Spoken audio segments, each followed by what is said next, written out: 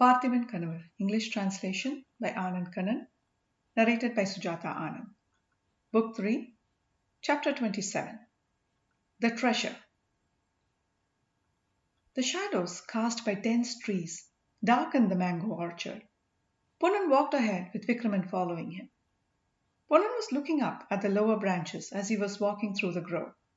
He stopped and inspected one of those branches intensely. Something was carved on that tree branch. On closer inspection, it turned out to be the form of a tiger. Poonnan removed all the leaves covering the ground under that symbol and started digging. Vikraman picked up the spade in his excitement. Poonnan stopped him, saying, "My king, you have not recovered yet. You will have plenty to do later. Please sit under the tree while I dig." Vikraman complied. Thoughts came rushing back as he sat under the tree. I had a blissful childhood here. How did it come to this? Me having to stay here at the mercy of a girl who is a stranger. Thankfully, I don't need to stay here. It is good to leave as soon as we get the box. That won't be a moment too soon. I was insane to want to come here. Vikraman realized that his desire to leave was odd, considering how he had longed to return to his motherland. Not too long ago, this country lived proud and free under the rule of King Parthiban. Now it was being trampled under the feet of Pallavas. It now has the dubious distinction of being commanded by that traitor Marappa Bhupati. The sooner I leave this soil, the better. As a counter-argument, he told himself, what can the country do?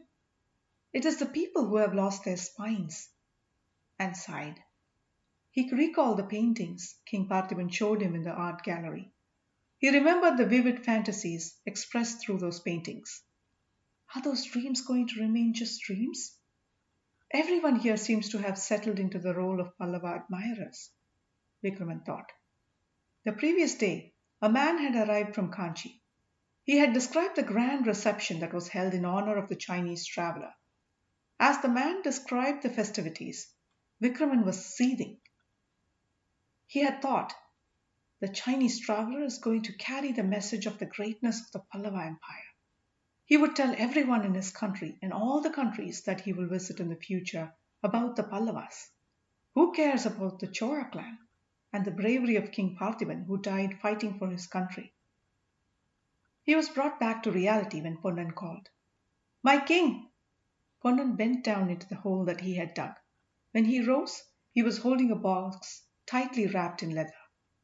Poonnan removed the leather cover to reveal an artfully decorated wooden chest. Vikraman rushed to receive the chest from Poonnan and opened it. He looked inside eagerly. He touched his closed eyes with the palm scrolls in the box as a gesture of respect. He picked up the sword and addressed Poonnan. "Ponna, I don't mind confessing that I was thinking unworthy, defeatist thoughts just a moment ago. I went as far as thinking that the Chora country is beyond redemption. I regretted having returned and having risked everything to return. Touching his sword has cleared my head. It is as if a veil has lifted, helping me see clearly. This sword ruled the civilized world a long time ago. My ancestors, Karikal Vallavan and Nedumulikili, used this sword to carry out successful overseas campaigns. They established the Chora Empire with this sword. The occupants of the Senvaga island settled there during Emperor Karikalan's rule. I am from the bloodline of such great warriors. I now have the same sword that they wielded. Why shouldn't I be able to achieve what they were able to do?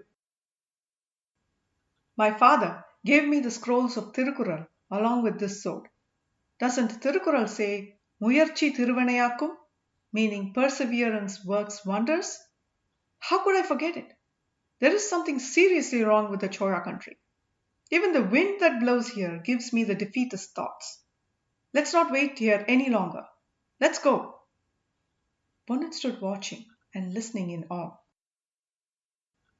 For a while, he stood stunned by the aura Vikraman exuded. He shook himself out of the spell, pushed earth back into the hole he had dug, and covered the ground again with leaves. They reached the river bank and were shocked to discover that the boat was missing. "Ponna, Where could the boat have gone? Asked Vikraman. Did we come to the wrong spot? Asked a confused Ponnan, but immediately noticed the rope that was tied to the tree root. They concluded the end tied to the boat must have somehow come loose. Ponna, should we just swim across? My king, please be patient.